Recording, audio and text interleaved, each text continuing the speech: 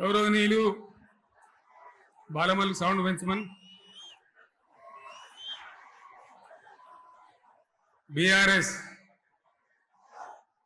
రాష్ట్ర కార్యవర్గ సభ్యులు జిల్లా పార్టీ అధ్యక్షులు గౌరవనీయులైన ప్రజాప్రతినిధులు మాజీ ప్రజాప్రతినిధులు లక్షలాదిగా తరలివచ్చిన ప్రియతమ కార్యకర్తలు సైకిళ్ల మీద ఎడ్ల బండ్ల మీద పాదయాత్ర పథికులుగా అనేక పద్ధతుల్లో అనేక ప్రాంతాల నుంచి ఈ సభకు విచ్చేసిన ప్రతి ఒక్కరికి పేరు పేరున వందనం శుభాభివందనం. మీ అందరికీ కూడా తెలంగాణ రజతోత్సవ శుభాకాంక్షలు నేను తెలియజేస్తా ఉన్నాను.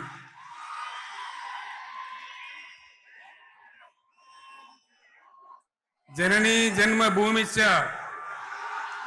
స్వర్గాదపి గరీయస్. ఇది శ్రీరామచంద్రుడు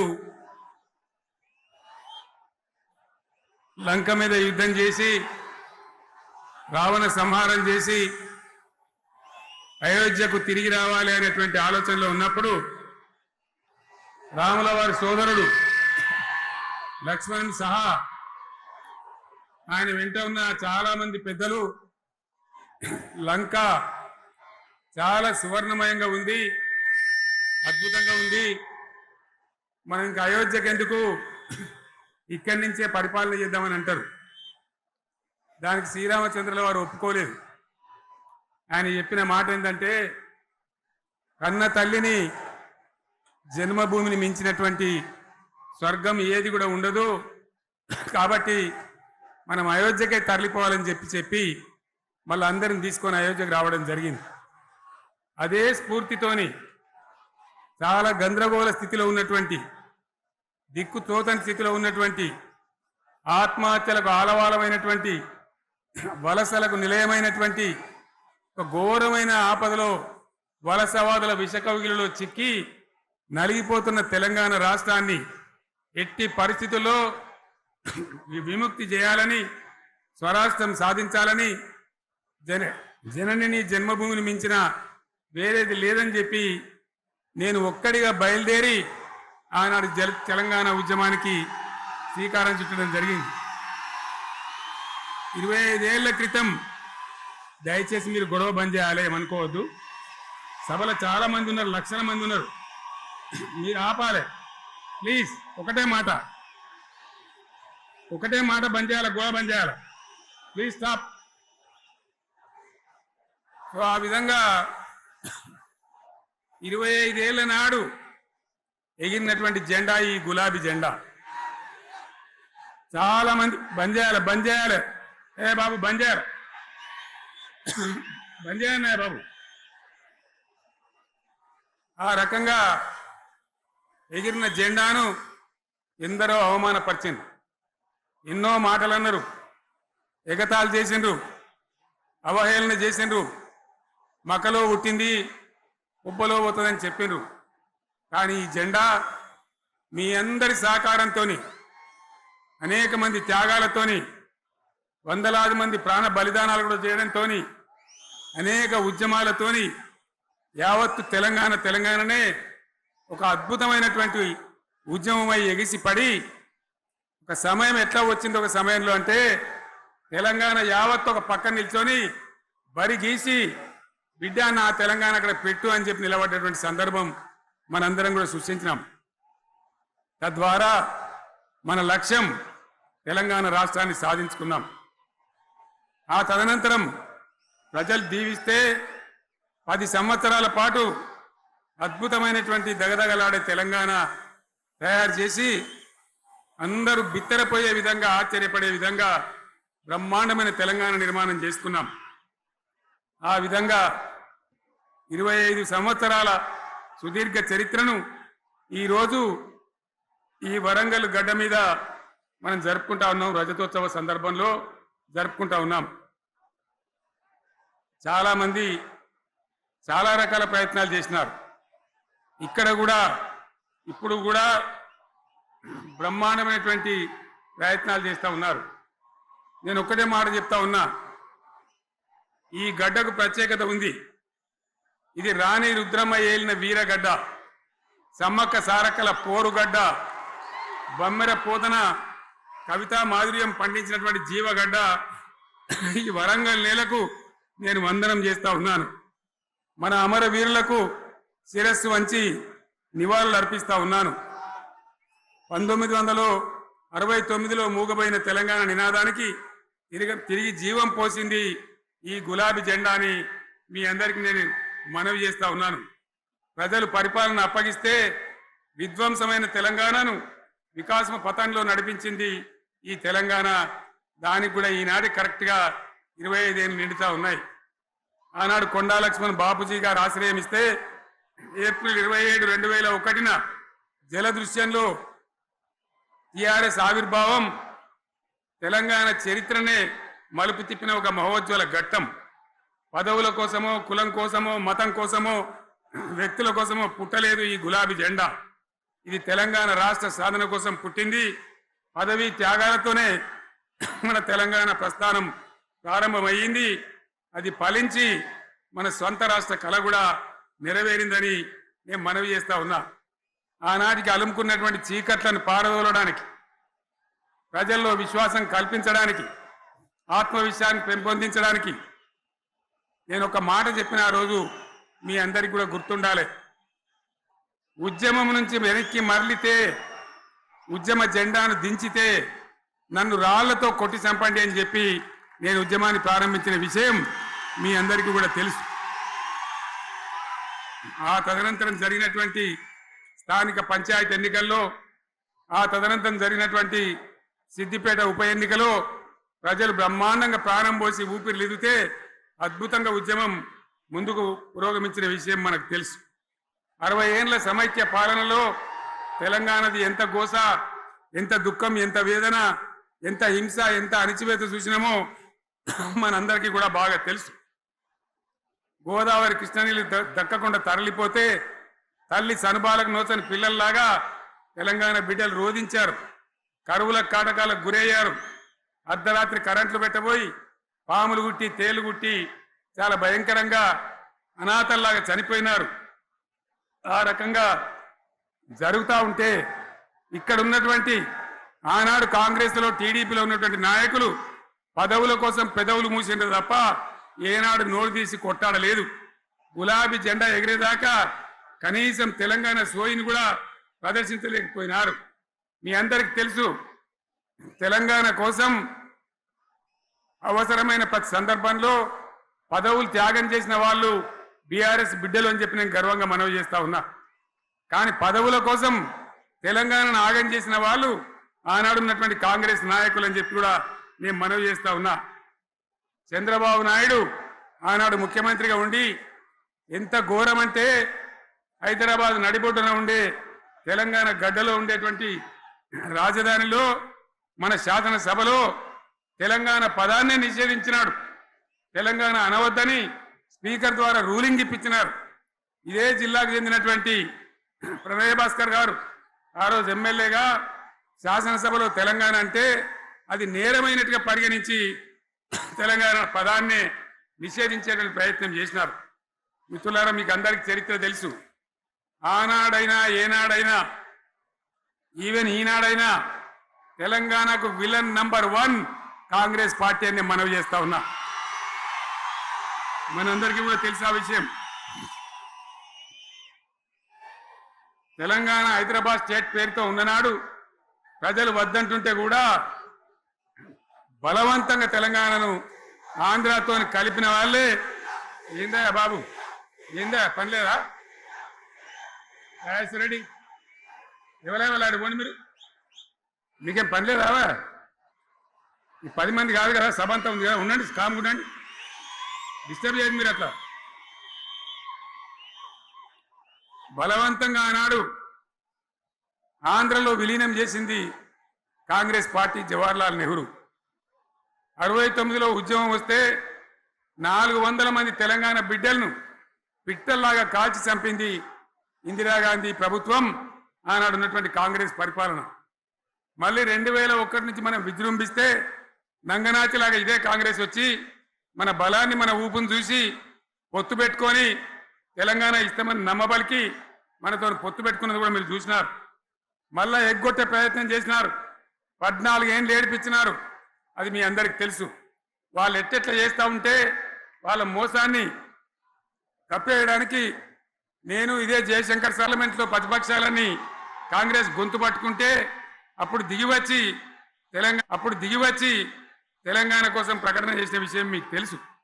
మళ్ళీ ప్రకటన వెనక్కి తీసుకొని మళ్ళా వెనుకకు పోయినారు. ఆ తర్వాత సకల జనుల సమ్మె కావచ్చు, సాగర హారాలు కావచ్చు, వంట వార్పులు కావచ్చు, అనేక రూపాలలో విజృంభించి మళ్ళీ భయంకరమైన పోరాటం చేసినాం. మళ్ళీ 3 ఏళ్ల తర్వాత వాళ్లకు రాజకీయ అవసరం ఏర్పడి ఆనాడు వచ్చి మళ్ళీ తెలంగాణ ఇస్తామని ప్రకటించి వాళ్ళకి ఇష్టం లేకపోయినా తెలంగాణ సృష్టించినటువంటి ఆ సుడిగాడుపులుగా తట్టుకోలేమని భయపడి తెలంగాణ ఇచ్చిన విషయం కూడా మీకు తెలుసు. తదనంతరం ప్రజలు మనకు అధికారం ఇచ్చినారు. దాన్ని మనం ఏదో అధికారం అనుభవించడానికి తీసుకోలే, బాధ్యతగా తీసుకున్నాం. ఎంత బ్రహ్మాండంగా పనిచేసినాం. రాష్ట్రాన్ని మన చేతిలో పెడితే ఎక్కడున్న తెలంగాణను ఎక్కడ తీసుకొని పోయినాం.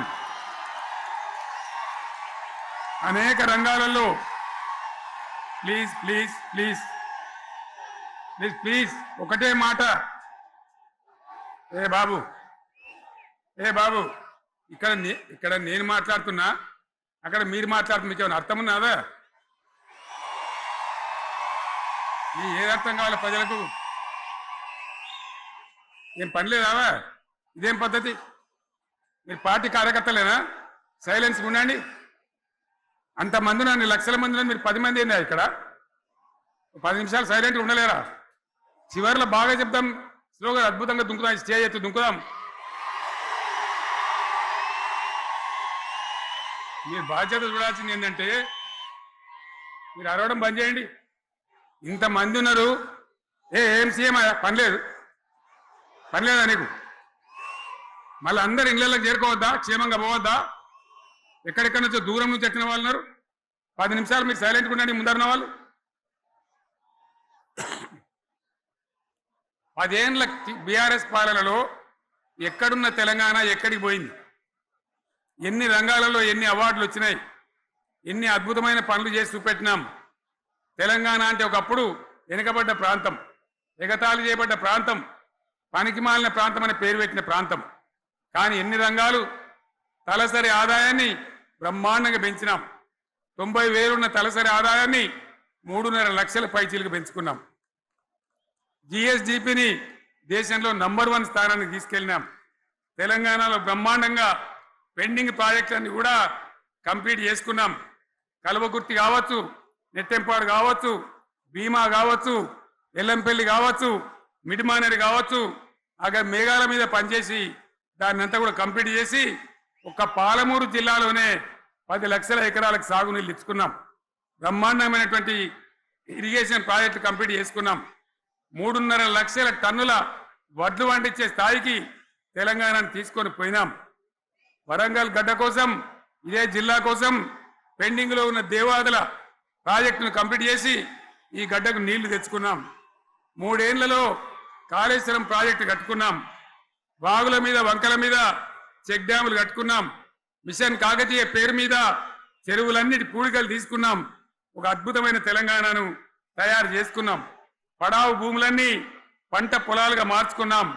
ఆనాడు బీఆర్ఎస్ పాలనలో చెరువుల నిండా జలరాశులు, రైతుల కళ్ళాల నిండా ధాన్య రాశులతోని బ్రహ్మాండంగా తెలంగాణ అద్భుతంగా పురోగమించిన విషయం మీకు తెలుసు. పంజాబ్ను తలదన్నే పంటలు పండించిన విషయం కూడా మీ అందరికీ తెలుసు అని నేను మనవి చేస్తా ఉన్నా. రైతు కష్టమేందో నాకు తెలుసు. నేను స్వయంగా రైతును కాబట్టి రైతాంగాన్ని కడుపులో పెట్టి చూసుకున్నాం. మీ అందరికి ఒక మాట చెప్తా ఉన్నా. ఈ దేశంలో షేర్షా సూరి అని ఒక రాజు ఉండే. ఆయన కాలంలోనే రెవెన్యూ సంస్కరణలు తెచ్చినారు. నేను చెప్పే మాట మంచి వినాలి మీరు. చరిత్ర పొడుగుత చూస్తే షేర్షా సూరి నుంచి స్వతంత్ర భారతం వచ్చిన తర్వాత ప్రజాస్వామ్య ప్రభుత్వాలు కూడా రైతుల దగ్గర రకరకాల శిస్తులు వసూలు చేసినారు, రైతుల దగ్గర డబ్బులు వసూలు చేసినారు, తహసీల్ రకాలు వసూలు చేసినారు, నీటి తీరువాలు వసూలు చేసినారు. కానీ రైతును చూడాలని వాడు అందుకోలే. భారతదేశంలోనే ఎక్కడ కూడా లేని స్కీమ్. నన్ను వాళ్ళు అడగలే, ఎలక్షన్లలో చెప్పలే. నాకు నేనుగా ఆలోచించి, ప్రభుత్వమే ఆలోచించి రైతు బంధు పథకాన్ని తెచ్చినాం. చాలా బ్రహ్మాండంగా రైతు బంధు పథకాన్ని అమలు చేసినాం. రైతాంగానికి ఎటువంటి కరెంట్ ఇచ్చినాం, ఎంత అద్భుతమైన కరెంట్ ఇచ్చినాం.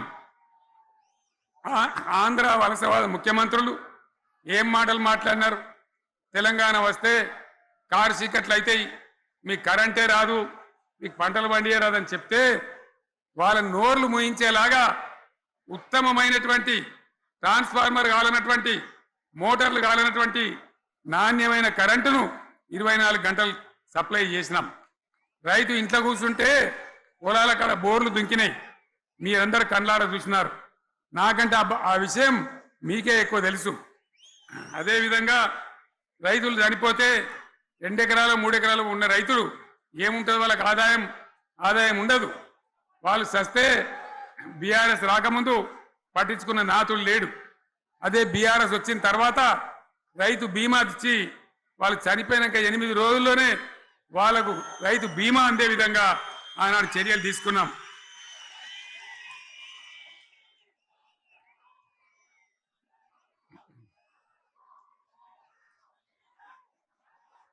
పైసలు ఎంత మంచిగా వచ్చేది, రైతు బంధు డబ్బులు ఏ విధంగా వచ్చేది.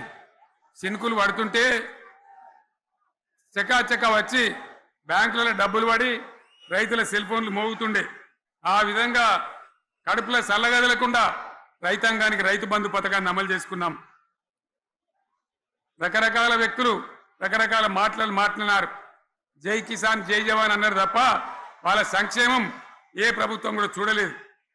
అదేవిధంగా ధాన్యం రైతులు పండిస్తే కొన్ని 100ల కోట్ల రూపాయలు ప్రభుత్వానికి నష్టం వచ్చినా ఏ విధంగా ధాన్యం కొన్నామో, ధాన్యం ఎంత బాగా కొన్నామో, వడ్లు కొంటే 3-4 రోజులనే డబ్బులు రైతుల ఖాతాలో ఎట్లా చేసినామో అవన్నీ కూడా యావత్ తెలంగాణ ప్రజలకు మీకు తెలుసు. అంతకుముందు మధ్య దళారుల పాలు ఎన్నో రకాల బాధలు, 7,500 కొనుగోలు కేంద్రాలు పెట్టి ధాన్యం ఎట్లా వేసినామో కూడా మీ అందరికీ బాగా తెలుసు. మరి ఇదంతా కూడా బ్రహ్మాండంగా జరిగింది. ఎన్నో పనులు, మిషన్ భగీరథ ఎన్నికల ప్రణాళికలు చెప్పలే, ఓట్ల ప్రచారం అప్పుడు చెప్పలే, గవర్నమెంటే చేసింది. ఇంతింత నల్లబెట్టి ప్రజలకు అందియడం జరిగింది. రైతు బంధు కానీ, రైతు బీమా కానీ, కళ్యాణ లక్ష్మి కానీ, కేసీఆర్ కిట్ కానీ, కంటి వెలుగు లాంటి ప్రోగ్రాం కానీ ఎవరు అడిగిన నన్ను ఎవరు అడగలే.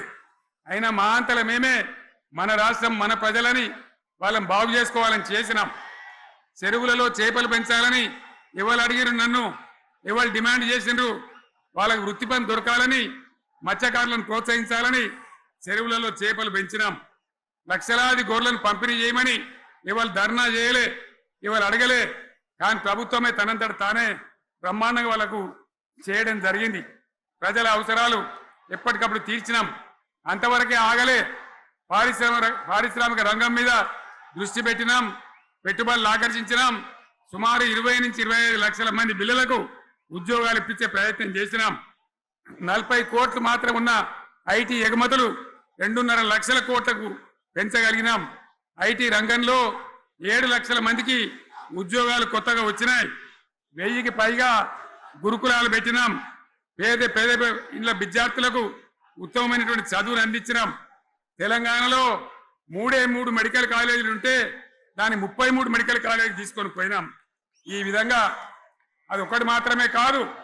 బీఆర్ఎస్ టైంలో మత కల్లోలం లేదు, కర్ఫ్యూ లేదు, కల్లోలం లేదు. శాంతి భద్రతలన్నీ కూడా బ్రహ్మాండంగా కాపాడి ప్రతి ఒక్కరిని కూడా కాపాడే బాధ్యత తీసుకొని కడుపులో పెట్టుకొని చూసుకున్నాం. ఇవన్నీ కూడా నా డైలాగులు కాదు, నేను చెప్పే స్టోరీలు కాదు. ఇవన్నీ పార్లమెంట్ వేదికగా కేంద్ర ప్రభుత్వం అనేక సందర్భాల్లో వెల్లడించినటువంటి విషయాలు. Reserve bank of India, comptroller general of India వాళ్ళు వెల్లడించినటువంటి అధికారమైనటువంటి లెక్కలని చెప్పి కూడా నేను మీకు మనవి చేస్తా ఉన్నా. ఇవన్నీ జరిగినాయి. ఇప్పుడు నేను చెప్పిందంతా కూడా మీ కళ్ళ ముందరనే జరిగింది. మరి కాంగ్రెస్ వచ్చి ఏడాది అర్థమా? మరి ఏం మాయరోగం వచ్చే, ఏం బీమారు వచ్చే, ఏమేమి చెప్పిరి, ఎన్నెన్ని చెప్పిరి? మీకు కావాల్సింది ఇదే కదా, చెప్తా. ఇక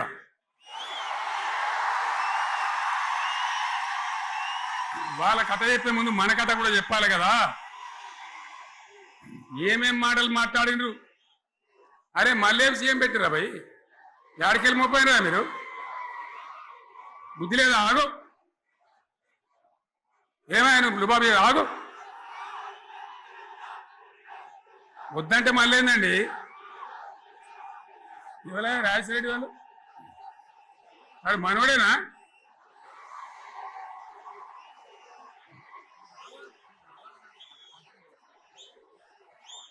ఎన్నెన్ని మాటలు చెప్పిరి, వరుస బట్టి గోల్మాల్ దింపుట్ల కాంగ్రెస్ ను మించిన వాళ్ళు లేడు, అబద్ధాలు చెప్పుట్ల కాంగ్రెస్ ను మించిన వాళ్ళు లేడు. ఎన్ని చెప్పిరి? ఇక్కడ ఉన్నోళ్ళు జాలరని ఉన్న గాంధీలు లేని గాంధీలు డూప్లికేట్ గాంధీలు అంతా ఢిల్లీకి వెళ్ళి కూడా దిగిరి,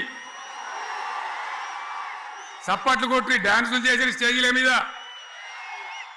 ఒకటి చెప్పిండ్రా? ఏమిత్తాడా కేసీఆర్? రైతు బంధు 10,000 ఇస్తాడు, మేము 15 ఇస్తాం. చెప్పిండ్రా?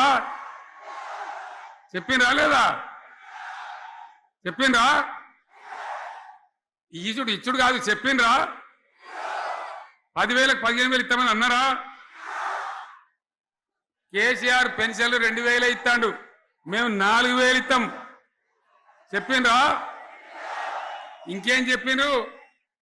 కేసీఆర్ ఇంట్లో ఇద్దరుంటే ఒకరికే ఇస్తాడు, మేము ముసలోనికి 2 ఇస్తాం.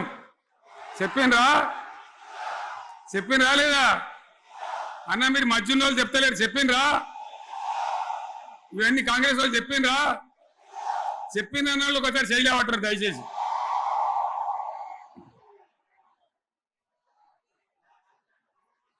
దివ్యాంగులకు కేసీఆర్ 4,000 ఇస్తాడు పెన్షను, మేము 6,000 ఇస్తామండి అన్నారా?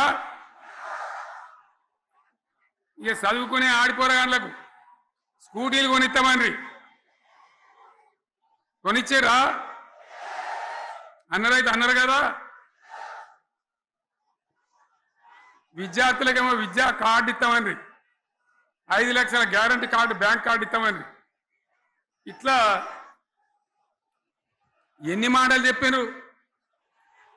ఇక ఉరుకురి ఒకరినికోడు ఉరుకురి 2 లక్షల లోన్ తెచ్చుకొని డిసెంబర్ 9 నాడే కథం, ఒక కలంపోటుతోనే కథం అన్నరా? అన్నరా? మరి చేసిండ్రా? చెయ్యలే. ఇక వడ్లు కొంటే ఒక వడ్లు కాదు, ఆనాడు మనమే కొనుగోలు కేంద్రాలు పెట్టి కనీసం మద్దతు ధర వచ్చేటట్టుగా మొలకొచ్చినా తడిసిపోయినా రంగు మారినా రైతులు కాబట్టి, మన బిడ్డలు కాబట్టి, గవర్నమెంట్కు 500 కోట్లు నష్టం వచ్చినా సరే మొత్తం కొనురా అని చెప్పిన, కొనిపించిన. బాధ కాలే. వాళ్ళేం చెప్పిండ్రు? పబ్లిక్ను బోల్తా కొట్టేయడానికి మేము క్వింటాల్కి 500 బోనస్ ఇస్తాం, మక్కలకి ఇస్తాం, వడ్లకి ఇస్తాం, ప్రతి పంటకి ఇస్తాం. చెప్పిండ్రా?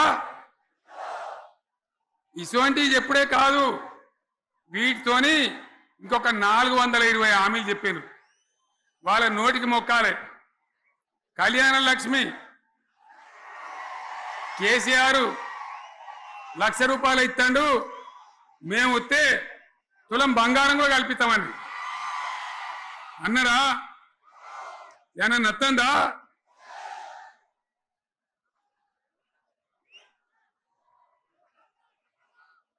ఇక హామీలు ఇచ్చుడు కాదు, పెద్ద పెద్ద బుక్కులు వంచి ఊరూరికి వంచారు.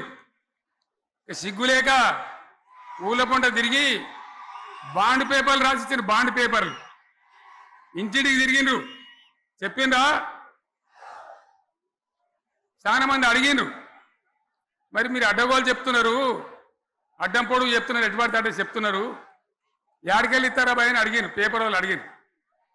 ఇప్పుడు ఆర్థిక మంత్రి ఉన్నాయన టీవీలలో చెప్పిండు ఆయన, ఇస్తాం చేసి చూపిస్తాం, మాది పేద పార్టీ, 120 ఏళ్ళ అనుభవం ఉన్న పార్టీ, మమ్మల్ని మించిన సిపాయిలు లేరు అని ఒకటి జబ్బలు తరిచే, ఒకటి మెడలు తరిచే డైలాగులు కొట్టి మేము ఇచ్చేస్తామన్నారు. ఇచ్చిండ్రా? ఇయ్యలే. రుణమాఫీ చేయలే. మధ్యలో పార్లమెంట్ ఎలక్షన్లు వచ్చినాయి. అప్పుడు నాకు కాలు ఇరిగింది, మెంటుకుంటున్నాం, మళ్ళీ నేను బయలుదేరిన. ఆ దెబ్బకి ఏం చేసిండ్రు, తెలంగాణలో ఎన్ని దేవుళ్ళు ఉన్నాయో అన్ని దేవుళ్ళ మీద ఒట్లు పెట్టుకున్నారు. పెట్టిండ్రా? బహిరంగ సభలలో ఆడిడ కూడా కాదు.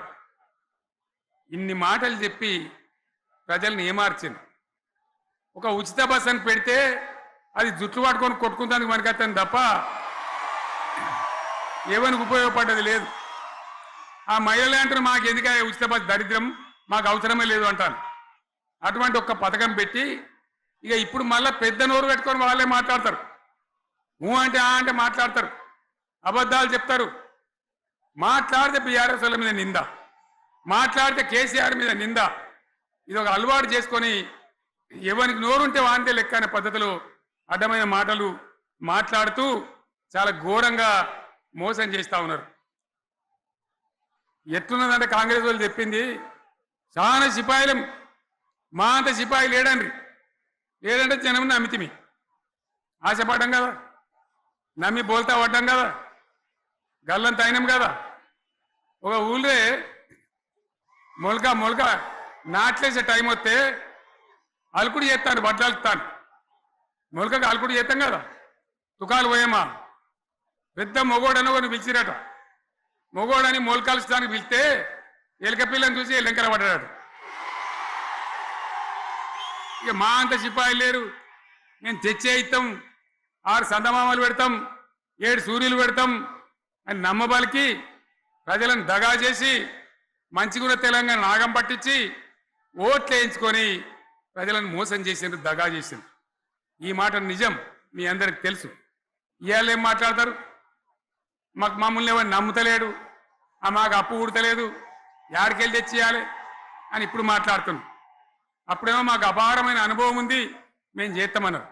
ఒక్క మాట చెప్తున్నా మిత్రులారా, ఇక్కడ నోళ్ళం మనమే కాదు, నా ప్రసంగం టీవీలలో వినేటువంటి కోటాను కోట్ల మందికి కూడా నేను మనవి చేస్తా ఉన్నా.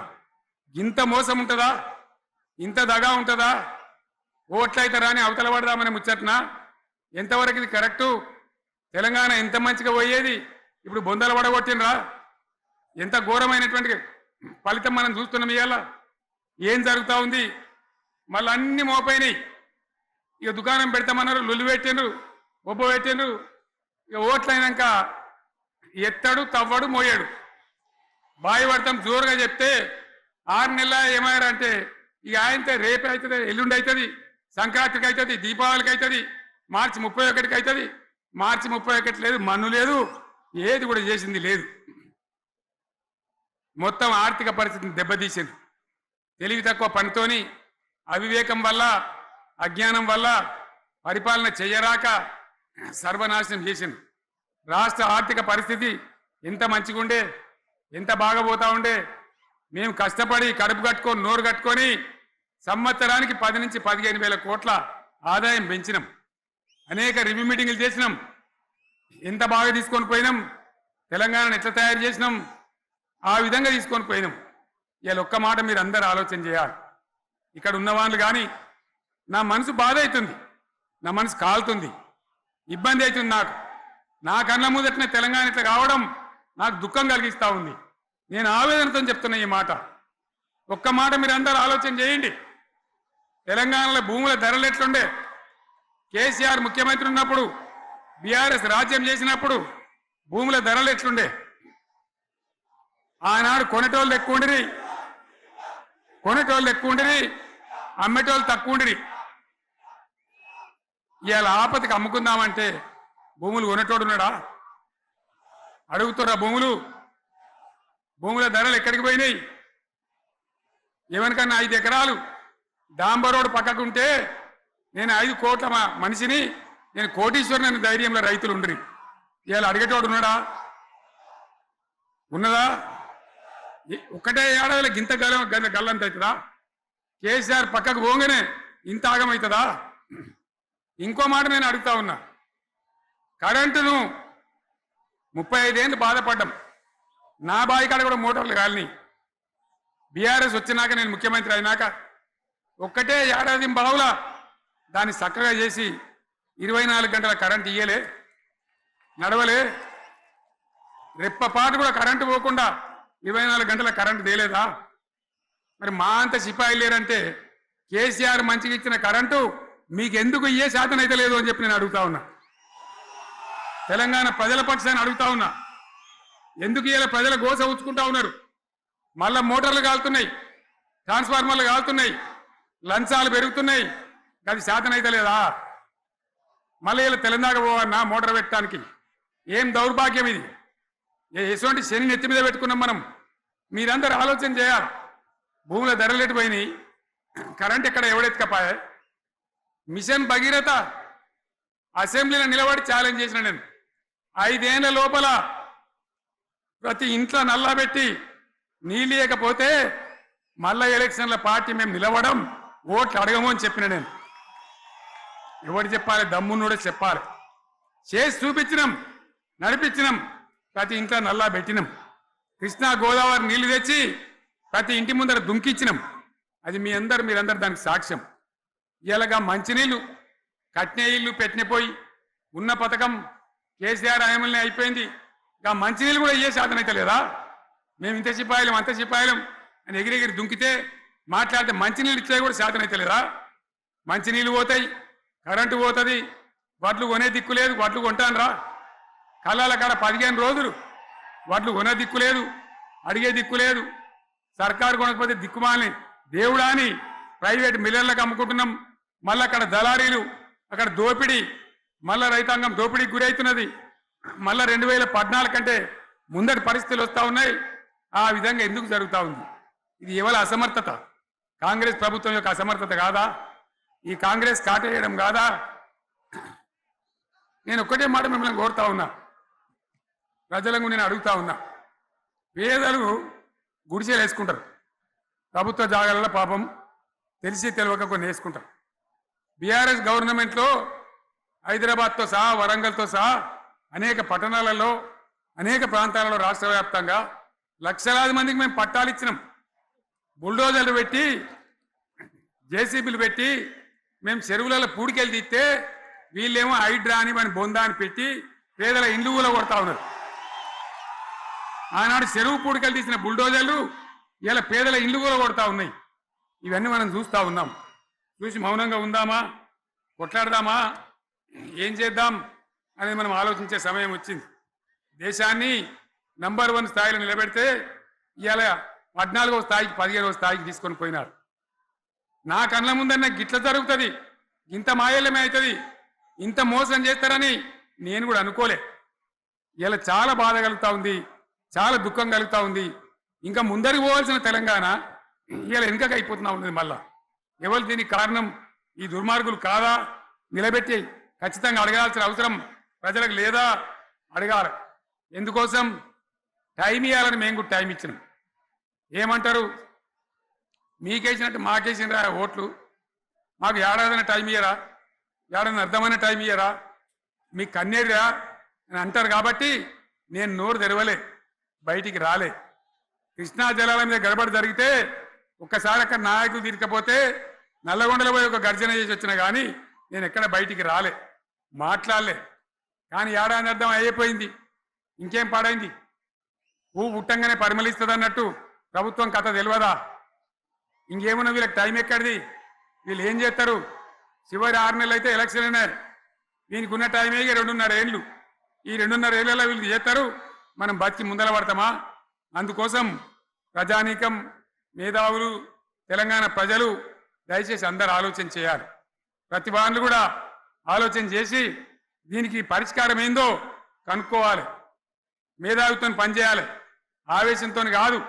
ఆవేశంతో మనం నినాదాలు ఇస్తే కాదు, ముళ్ళును ముళ్ళుతోనే తీయాల. యాడ ఒడగొట్టుకున్నామో గాన్నే వెతకాలి, ఎక్కడ జారిపోయిందో ఆన్నే మళ్ళీ దొరకబట్టాలి. ఆ నైపుణ్యం, ఆ స్థాయి ఇలా రావాలి. మళ్ళీ ఇప్పుడు ఏం చేస్తారు ఇప్పుడు కోరుతా ఉన్నా ఒక్కొక్క ట్రిప్పు నేను యాదగిరి గుట్టకు పోతే అలా ఎకరానికి 10 లక్షల వాల్యూ పెరుగుతుంది మరి ఇయ్యాల ఏమైతా ఉంది ఇయ్యాల ఏం జరుగుతూ ఉంది మీరందరూ కూడా ఆలోచన చేయాలని కోరుతా ఉన్నా ఇవాళ రాజ్యం నడపచేతగాక ఎల్లెంకల పడి రాష్ట్రాన్ని ఆర్థికంగా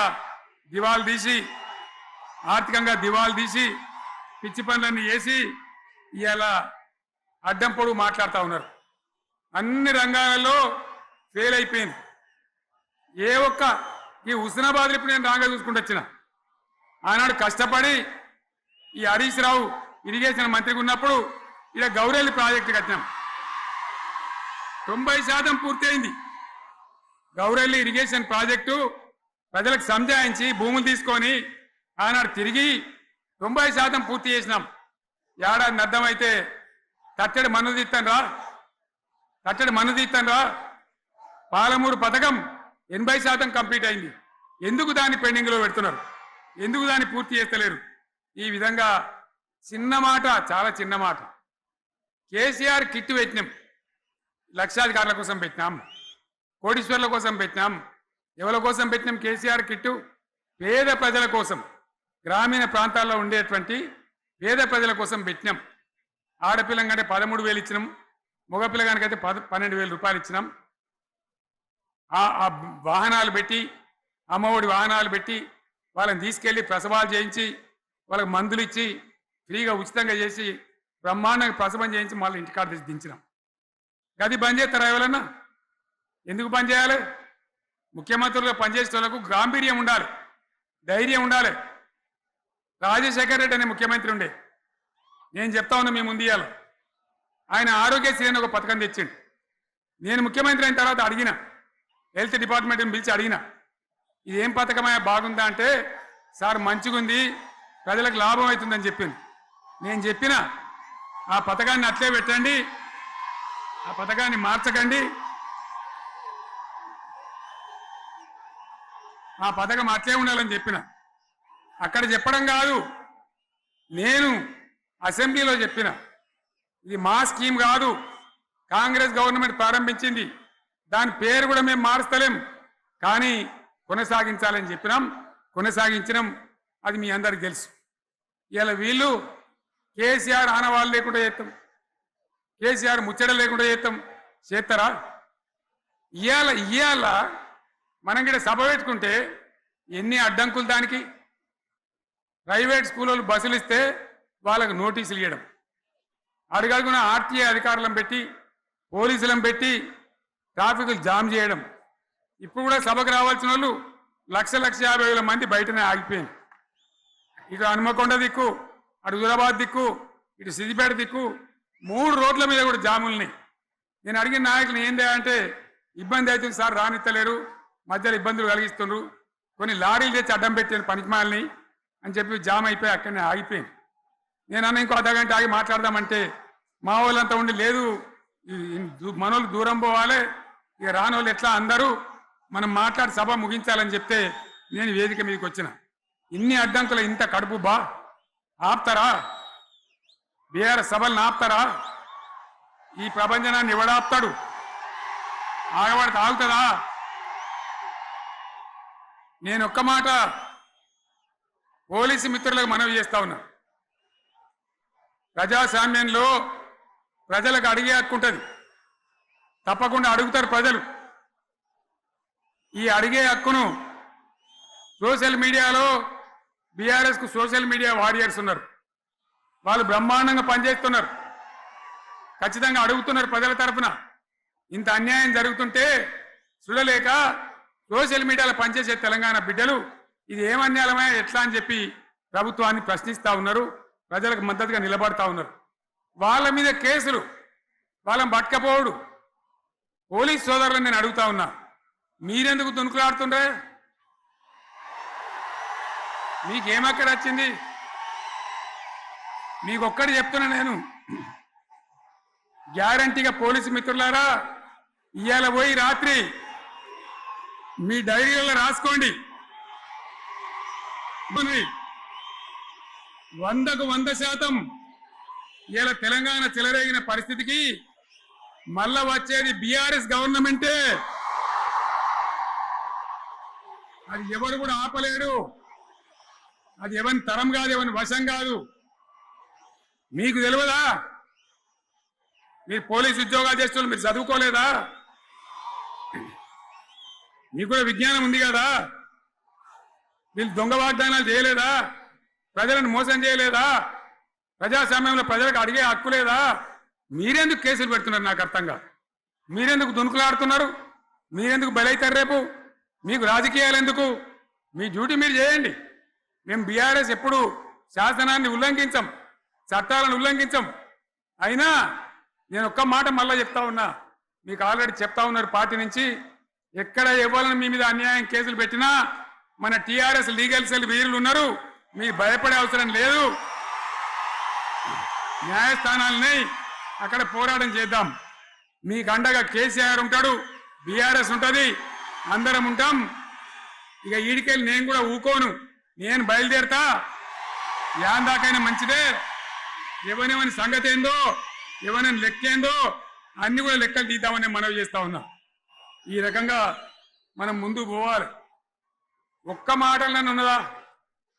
ఇవాళ ఈ ప్రభుత్వం, ఈ కాంగ్రెస్ నయవంచక ప్రభుత్వం సంక్షేమంలో ఫెయిల్, మంచినీళ్ళలో ఫెయిల్, పొలాలకు నీళ్ళు ఇవ్వడంలో, సాగు నీళ్లలో ఫెయిల్, కరెంటు సరఫరాలో ఫెయిల్, రైతు బంధులో ఫెయిల్, విత్తనాలు ఎరువులు సరఫరాలో ఫెయిలేనా? ధాన్యం కొనుగోలులో ఫెయిల్, పల్లెలు పట్టణాల అభివృద్ధిలో ఫెయిల్, భూముల ధరలు పెంచడంలో ఫెయిల్. మరి దేంట్లో పాస్ అయిండు?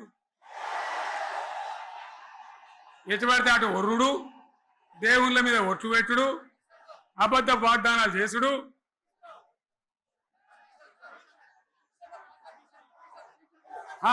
కమిషన్ అట 20-30% కమిషన్లు తీసుకున్నాడు, సంచులు నింపుడు, సంచులు మోసుడు.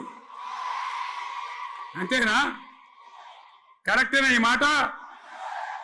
అన్నా కరెక్టేనా? నేను చెప్పి అన్ని ఫెయిల్ అయిందా ఈ ప్రభుత్వం? నిజమైతే ఒకసారి చేతులు లేవటరు, దయచేసి స్టేజ్ మీద లేవటరా. ఫెయిలేనా? ఈ మాట 20%-30% కమిషన్లని నేను అంటలేను. ఎవరన్నారు? స్వయంగా ఆర్థిక మంత్రి ఛాంబర్కు పోయి 200 మంది కాంట్రాక్టర్లు వాళ్ళు లొల్లిపెట్టి మమ్మల్ని 20-30% కమిషన్ అడుగుతుండ్రు, ఇది ఏమన్యాయం అని చెప్పి సెక్రటేరియట్లో చెప్పిన మాట నేను చెప్తా ఉన్నా. ఈ విధంగా మాజీ సర్పంచులు పాపం వాళ్ళు పనిచేసిన మా బిల్లులు ఇవ్వమనంటే వాళ్ళ గోస ఉచ్చుకుంటా ఉన్నారు. వాళ్ళేం పాపం చేసిండ్రు? ఈ విధంగా ఘోరం. ఇంకా ఈ అందానికి ఏం మాట్లాడతారు? కేసీఆర్ నువ్వు రా అసెంబ్లీకి, నీ కాయగూరు కూడా ముచ్చట్లు తింటానికా? పిల్లలు అడిగితేనే మీరు జవాబు చెప్తలేరు. ఉన్నట్టు నిలబెడితే ఆ ఆర్థిక మంత్రి అసెంబ్లీలో లేచి 20% కమిషన్ తీసుకోవడానికి కేటీఆర్ మాట్లాడితే ఆయన లేచి భుజాలు తడుముకుంటాడు. నీకెందుకయ్యా బాధ? నువ్వు తీసుకుంటేనే నీకు బాధ ఉండాలి కదా. లేచి పేదలు ఒలి పెడతా ఉన్నాడు ఆయన అసెంబ్లీలో. ఈ విధంగా చాలా గందరగోళంగా, అవివేకంతో, అజ్ఞానంతో చాలా ఘోరం చేసి అడ్డమైన మాటలని చెప్పింది. దాంతో మనం కూడా గోల్మాలైపోయినాం. తీర్థం పోదాం తిమ్మక్క అంటే వాడు గుల్లే, మనం సల్లే. ఆ గతికి తెచ్చింది ఇలా ప్రజల గతి. మరి మనం కూడా, ప్రజలు కూడా ఆలోచన చేయాలి. ఆవేశం కాదు. గాడిదలకు గడ్డేసి బలరకు పాల్పడితే వస్తాయా? మరి ఇప్పుడు ఏం చేయాలో ఆలోచించాలి. ఓ తమ్ముడు అన్నాడు హైదరాబాద్లో, ఆయన ఇల్లు కూడా కొడితే, కేసీఆర్ అన్నా యాడున్నావు, నువ్వు రావాలి. కత్తి బాంచేతలు పడితే యుద్ధం నన్ను చేయమని పడుతుంది. అంతేనా? ఇది కూడా విచారించాలి ప్రజలు. మీకు అర్థం కావాలని నేను చెప్తా ఉన్నా. అందుకే ఓడగొట్టుకున్న కాన్నే వెతుక్కోవాలి. మీ వెంట బీఆర్ఎస్ ఉంటుంది, మీ వెంట కేసీఆర్ ఉంటాడు. 100% మళ్ళా తెలంగాణ విజయం సాధించాలి, గులాబీ జెండా ఎగిరేయాలి, అద్భుతమైన తెలంగాణను మళ్ళా సాధించాలి. ఇక బీజేపీ కథ 11 ఏళ్ళ రాజ్యం చేయబట్టి తెలంగాణకు 11 రూపాయలు ఇచ్చిండ్రా వాటిదే బబ్రాజమానం భజగోవిందం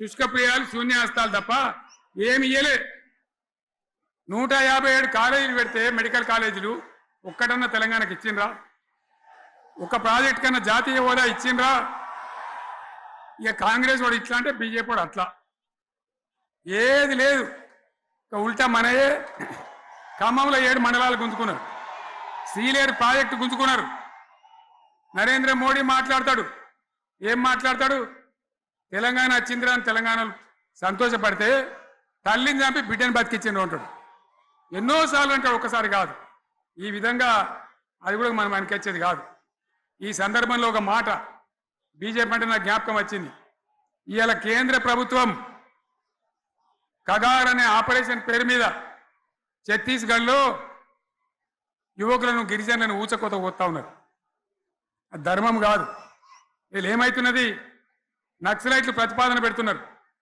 మేం ప్రభుత్వం దగ్గరకు వచ్చి చర్చలు చేయడానికి సిద్ధంగా ఉన్నాము అంటున్నారు నేను కోరుతా ఉన్న కేంద్ర ప్రభుత్వాన్ని బలం ఉన్నది కదా అని చంపుకుంటా పోవుడు కాదు అది ప్రజాస్వామ్యం కాదు ఆపరేషన్ కగార్ వెంటనే ఆపేయండి వాళ్ళని పిలిచి ఆ నక్సలైట్లను పిలిచి డెమోక్రటిక్ స్పేస్ ఇచ్చి చర్చలు జరపండి వాళ్ళు ఏం మాట్లాడతారో చూడండి అది కూడా నల్లనా తెల్లనా దేశం ముందరికి రాని కానీ అట్లా కాదు మొత్తం ఏరి పారెత్తాం కోసి పారెత్తాం నరికి పారెత్తాం అంటే మిలిటరీ ఉన్నది మీ దగ్గర కొడతారు కానీ ప్రజాస్వామ్యం అనిపించుకోదు ఈ మాట ఢిల్లీకి ఉత్తరం పంపిద్దామా మీరందరూ సపోర్ట్లు కొడితే తీర్మానంగా భావించి దాన్ని కేంద్రానికి పంపిద్దాం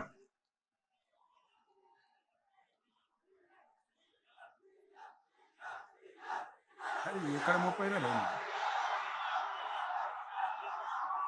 ఈ సందర్భంలో ఈ రజతోత్సవ వేళ నేను మీ అందరికీ ఇక్కడ ఉన్న వాళ్ళకు సభలో లేని వాళ్లకు టీవీలో నా మాటలు వినే వాళ్లకు యావత్తు తెలంగాణ సమాజానికి బీఆర్ఎస్ గులాబీ జెండా రజతోత్సవ శుభాకాంక్షలు మరొకసారి తెలియజేస్తూ మీరందరూ కూడా ధైర్యంగా ఉండండి మళ్ళా బీఆర్ఎస్ తెచ్చుకుందాం బ్రహ్మాండమైన పరిపాలన అందించుకుందాం వీళ్ళు జరగొట్టేటివన్నీ మళ్ళీ మంచిగా చేసుకుందాం బ్రహ్మాండంగా ముందుకు పోదాం పురోగమించుదాం ఒక అద్భుతమైన తెలంగాణ ప్రతి వ్యక్తి ముఖంలో చిరునవ్వులు చిందించే తెలంగాణ తయారు చేసుకుందామని చెప్పి మీ అందరికి మనవి చేస్తూ ఇంత పెద్ద ఎత్తున ఈ సభకు గవర్నమెంట్ వచ్చిన ఏడాది నరలోనే మీరు కదిలి వచ్చిందంటే మీరు కూడా ఒక నిర్ణయానికి వచ్చినట్టు కనబడుతూనే ఉంది ఓట్లు ఎప్పుడు వస్తాయని చూస్తాను నేను ఇంకో మాట చెప్పాలి ముఖ్యమైన మాట ఏంటంటే వీళ్ళు అక్కడిక్కడ ఎందుకైనా మీరు లేచొచ్చిండ్రు ఫోటోల కోసం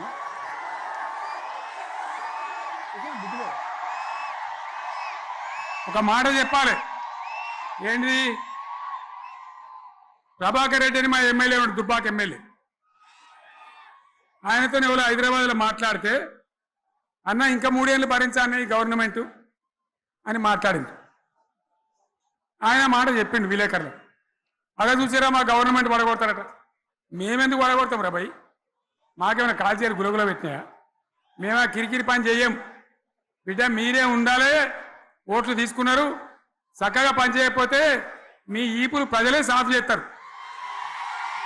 అంతే కదా మేము పడగొట్టాం మీ గవర్నమెంట్ పడగొట్టాం ఎందుకంటే మీ సంగతి ఏందో మా సంగతి ఏందో ప్రజలకు పూర్తిగా అర్థం కావాలి గులాబీ సైనికులకు నాది ఒక్కటే మాట మనం ఏనాడు మనం పుట్టిందే పదవులు త్యాగం చేసి పుట్టిందే రాష్ట్ర సాధన కోసం స్వార్థం కోసం మనం పనిచేయలే మీ అందరి నాయకులను కార్యకర్తలను నేను కోరేది ఒకటే తెలంగాణ సమాజం అద్భుతంగా పురోగమించేదాకా మనం పనిచేస్తూనే ఉండాలి గవర్నమెంట్లో ఉన్నా ప్రతిపక్షంలో ఉన్నా ప్రజల పక్షాన ఉండాలి ప్రజలకు అండగా ఉండాలి ప్రజల సమస్యల మీద పోరాటం చేయాలి వాళ్ళకు అండదండలుగా ఉంటూ పురోగమించాలి అదే మన కర్తవ్యం అందులోనే మనకు అన్ని పదవులు వస్తాయి అది పెద్ద ఇష్యూ కాదు ఎన్ని వేల మంది మనోళ్ళు ఎంత బ్రహ్మాండంగా ముందుకొచ్చారు కాబట్టి మీరందరూ కూడా ఆ విధంగా రావాలి లాస్ట్ మాట ఈ సభ నిర్వహించినటువంటి మిత్రులు పోచంపల్లి శ్రీనివాసరెడ్డి గారికి, వినయ భాస్కర్ గారికి, పెద్ది సుదర్శన్ రెడ్డి గారికి, రవీంద్రరావు ఎమ్మెల్సీ గారికి,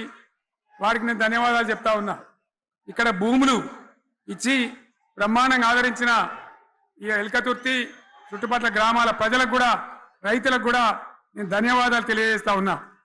ఈ రజతోత్సవ శుభాకాంక్షలు మీ అందరికీ మరొకసారి తెలియజేస్తూ నేను మీరు సెలవు తీసుకుంటా ఉన్నా. జై తెలంగాణ, జై తెలంగాణ, జై తెలంగాణ. ధన్యవాదాలు. ఇక ఇప్పుడు లొలిపెట్టరా బాగా లొలిపెట్టారు.